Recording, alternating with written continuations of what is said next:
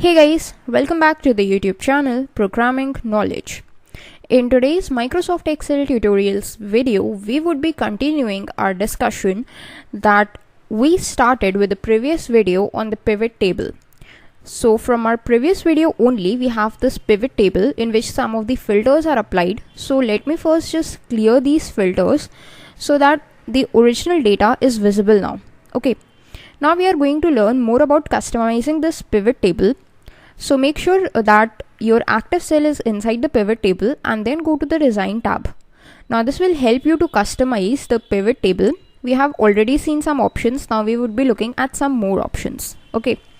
So now in this pivot table, you can see that there is this grand total option present that provides you a total of the rows, and this grand total option below provides you a total of the columns, which is by default. But what if you do not want it to be visible in your pivot table?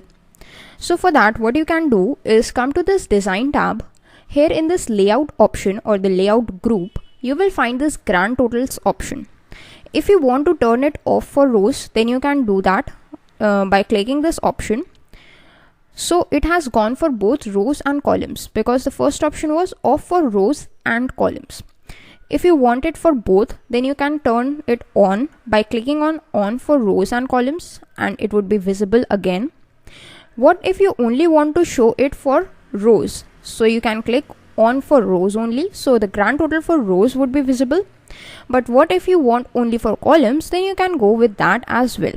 So I think this kind of a layout is perfect as my table is concerned, so I'm going to go with it, but it is totally up to you. You can customize it as per your wish. Next is this report layout option. What does it does? It has two options or three options where the report could be shown. By default, the report is shown in a compact form, which is like this. But if you just click on show in outline form, then what happens? The years column is now customized like this. Years is grouped into a separate column, and then there is order date in which there are months of these years which are in a separate column. So this is the different form, which is actually the outline form of the pivot table in Microsoft Excel. And the previous one that we had was a compact form, which is the by default form in which the groups are in the same column as its data. Next is the tabular form. So if you just click on it, then you can see that it is similar to the outline form only. This is this third tabular form that we have got. It is similar to outline form, but it has all these rows that have been highlighted like this. Okay. So that is the difference between the tabular form and the outline form. If you want, you can just go with it, any form that you like. Then is repeat all item labels. What does it does? If you just click on it, then what happens is that these item labels or the groups number have been repeated for each month. If you want that kind of a arrangement, you can go with it as well. But if you do not want it, you can just go to do not repeat item labels option and you can just turn it off. Then we have an option of blank rows. What does it does? It would insert a blank line after each item. If you just click on it, then you can see after this group 2018 has ended, then there is this blank line inserted. The reason being because 2018 is considered as a single item, and after this particular item a blank row is inserted, and then the year 2019's group is treated as another item, and then afterwards a blank line is inserted again. So that is about the blank rows. Then we have these subtotals option. If you just go to show all subtotals at bottom of group, then what happens is the group we had is 2018. So the total values of 2018 is shown over here at the bottom.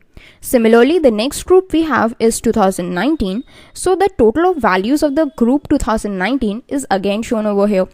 But what if you want it at the top? You can do that as well. So if you just go to do not show subtotals, so none of the subtotals would be shown like this. And if you can click on show on subtotals at the top, so it is visible now as well. So that is how you can customize the layout of the pivot table as per your choice in Microsoft Excel. Now there are some more options through which you can customize its view. Now what are these options? Let us go to the Analyze tab, and using this Analyze tab also we can also gain some information and customize the view of our pivot table. How it is? You can see this first is pivot table name. Now this is the name of our pivot table. If you want to change its name, you can change it to anything that you want. Then there is this active field, which is nothing but in whichever field your cursor is or your active cell is. Suppose it is now in order date, so active field has changed to order date. Similarly, like this, you can see the active field changes. Okay. Now if you go to field settings, what will happen is this kind of a dialog box will open. Now you can see that here we have order date as our column heading, which is just present over here. The reason being we are getting order date is in our source data, this order date was there, and this is exactly the column from which our data is coming into the pivot table. But what if we do not want it to show as order date, and a more relevant name for it would be month? So we want to show month. You can simply type month month and you can click on OK. Once you do that, you can see that your column heading has changed to month, and that is more relevant in context to the data shown in the pivot table. Apart from that, these are all these numbers which are shown like 1, 2 and so on, but we do not want it. We have to change its number format. How can you do that? Simply go to the field settings, and then you can just go to this number format option. Once you click on it, you can see that there are these different types of formats which you can change. So I'm going with number, and I'm going with 1 decimal place like this. And when I click on OK and again OK, you can see that all these numbers have been changed as per the format that I prescribed. That is a number, then 1 decimal place. Similarly, you can customize it to any number format as per your choice. It's totally up to you. Next is this option, like these all filter options are available over here, like these things, and here you can even just expand or contract the views. So if you do not want these options, because these are like not looking good in a table, so if you want to turn them off, then how can you do that? In the Analyze tab only, there is this show group. You can just go to these plus minus buttons, and once you click on it, they are turned off like this. Similarly, if you want, you can turn off the field headers as well. These field headers were used for applying the filters basically, and had no impact on the data like this. Okay. Now what happens if you just click on these buttons and expand this, and now you turn off them and the field headers? So you can see that all these months are visible, but what if you can just contract it and then turn off the field headers? Then these months would not be visible. So for a better visibility or whatever you want the layout of your report or your table to be, you can go with it. Now when we just constructed our table, what we did was take the names over here. But now I have decided that I do not need names anymore. I need something else like the items. So I have to change the basic data source of my pivot table. So how can I do that? For that, you can go to this Analyze tab only. There is this field list option. You can just click on it, and all these pivot table fields would be available to you. Now instead of name, you can bring in something else. Suppose I try to bring in item, and then I would just delete this name. You can go to remove field, and all these items are visible. And instead of cost of item, what do I want? I want the count of items. Okay, instead of count of names, now I want count of items. So this is how you can just customize the view of your table anytime you want. All these fields are available, and these are exactly the ones that came in front of us when we tried to construct our pivot table. So this is the pivot table fields which you can just toggle from this option. Okay. Now this is about how you can change the data once your table is constructed. This is from the same data source. But what if you want to change your original data source? Then what you can do is this: go to this data group in the Analyze tab. There is this change data source option.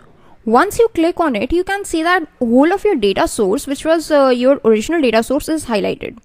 Now if you want some other data source, you can simply just select it from here and then click on OK, and then the data source for your table would be changed. Suppose I just want to include some of the records, not all the records. I want to include only 26 records. In total there are 36 records, so I want to include only 26 records from this data source. So I selected till 26 and then I click on OK.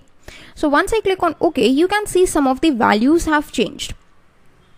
And this is because I can change my data source even once my pivot table is been completed.